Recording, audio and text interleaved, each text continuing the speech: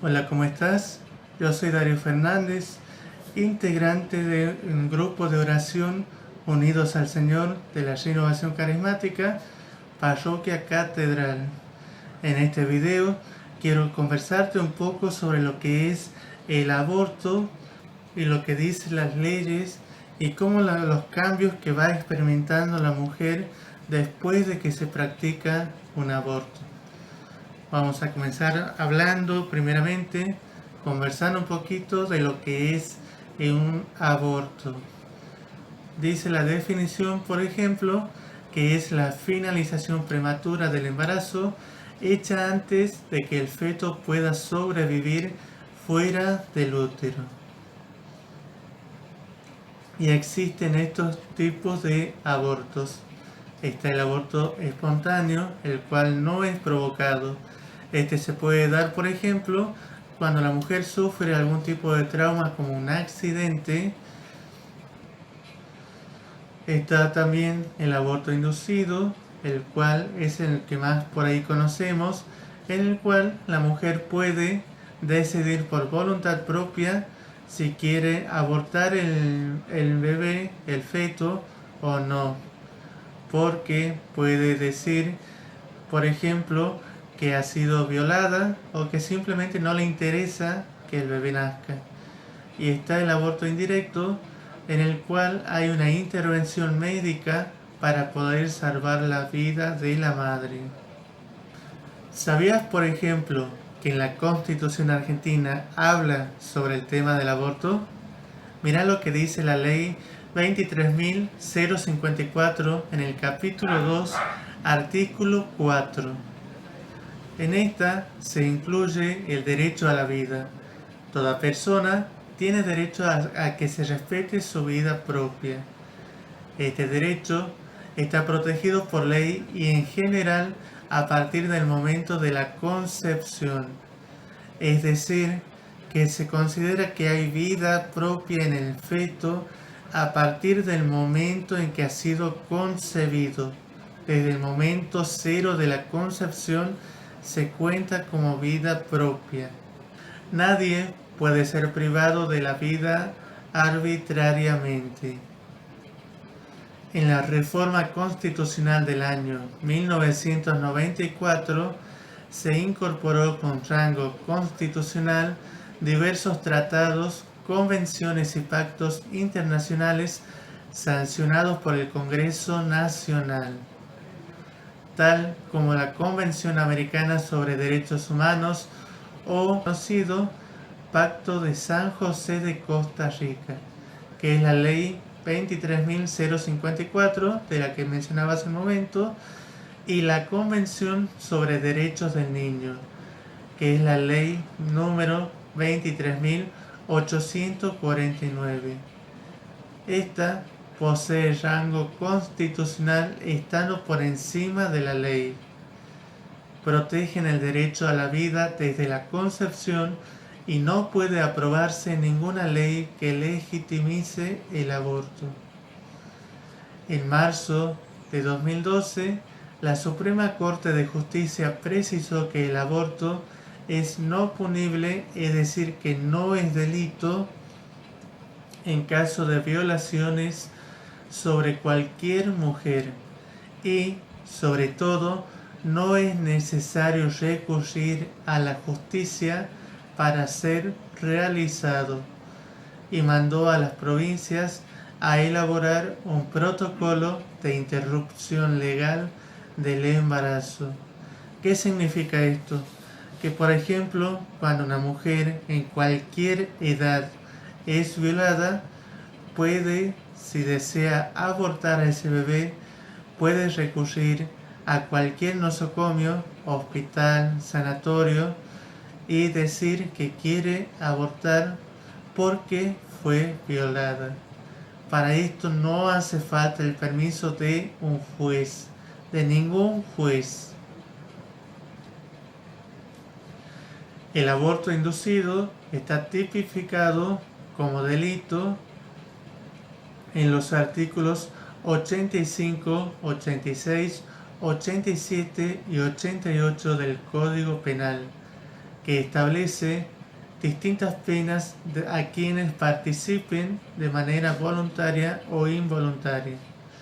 De manera involuntaria porque en algunos lugares obliga a algunos profesionales a que sí o sí practiquen un aborto.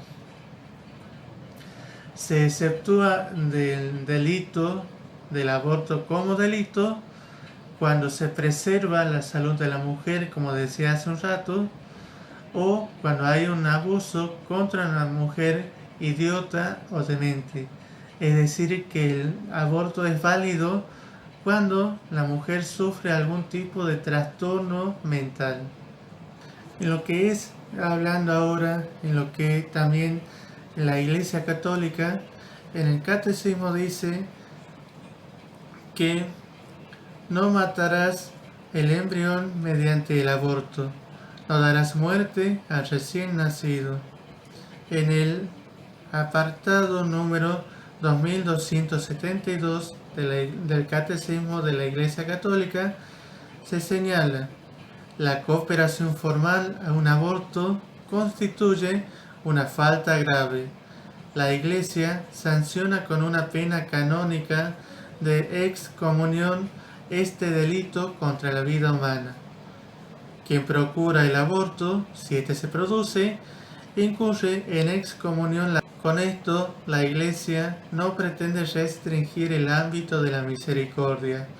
Lo que hace es manifestar la gravedad del crimen cometido, el daño irreparable causado al inocente a quien se da muerte, a sus padres y a toda la sociedad.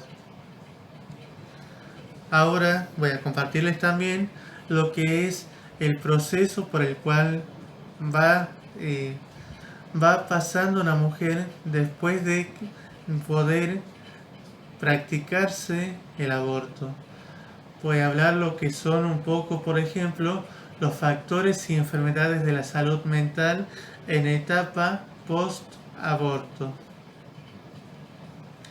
En el estado de ánimo y afectividad podemos ver, por ejemplo, tristeza, baja autoestima, autorreproches, pérdida de placer e interés, sensación de vacío, apatía y ansiedad. En lo que es el pensamiento, podemos notar lo que es la disminución de la concentración o imposibilidad de concentración, indecisión, culpa y pesimismo, crisis de ideales y de valores, pensamientos suicidas.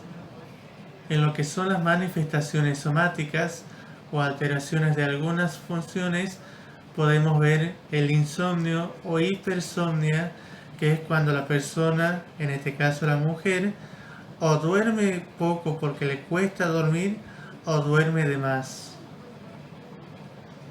También puede experimentar aumento o disminución del apetito, disminución del deseo sexual. También puede experimentar dolores corporales como cefaleas, lumbalgias y dolores articulares y síntomas viscerales, principalmente gastrointestinales y cardiovasculares. No es suficiente que la persona mencione uno o alguno de estos indicadores para poder establecer diagnóstico de depresión.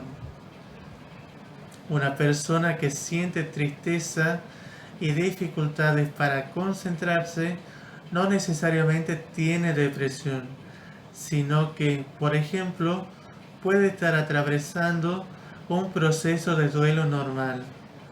La tristeza es un estado afectivo normal y manifiesto que nos sobreviene a todos los seres humanos cuando nos enfrentamos a una situación muy dolorosa. En esto quiero aclarar también que estos son los factores que se ven comúnmente en la mayoría de las mujeres que se han practicado un aborto. No quiere decir que sí o sí, por ejemplo, todas puedan llegar a tener ese deseo suicida, pero sí la gran mayoría de las mujeres pueden llegar a pensar en él, por ejemplo. Y cabe aclarar también, tener en cuenta que una mujer que tiene 16 años y decide abortar no es lo mismo que a una mujer que tiene 30 o 40 años, porque el nivel psicológico y de conocimiento de la mujer de 16 años no es el mismo de una mujer de 30 o 40. ¿A qué quiero llegar con esto? Que, por ejemplo, una mujer de 30 o 40 años, cuando se acuerda que se ha practicado un aborto, con el tiempo puede pasarle que, por ejemplo, comience a tener dudas. ¿Cómo será que se ve mi hijo? ¿Cuál será el rostro que pueda haber llegado a tener? Y comienza a buscar a este hijo abortado en otros hijos, en otros bebés que se puede cruzar en la calle o en la familia, algún bebé, algún sobrinito, y así puede llegar a tener diferentes dudas de cómo puede haber sido este bebé abortado. O también muchas veces se ha visto que este aborto puede llegar a influir de una manera psicológica en los hijos que tiene esta misma mujer el día de mañana. Influye sobre ellos también, de alguna u otra manera, desde el punto de vista psicológico. Por eso es necesario poder informarse sobre lo que implica el aborto desde un punto de vista físico y mental. Así que bueno, espero poder haber aclarado todas tus dudas, haber tocado las diferentes áreas de lo que es el aborto en sí, y cualquier duda que puedas llegar a tener, te invito a que puedas hablar con algún médico profesional o con algún psicólogo también.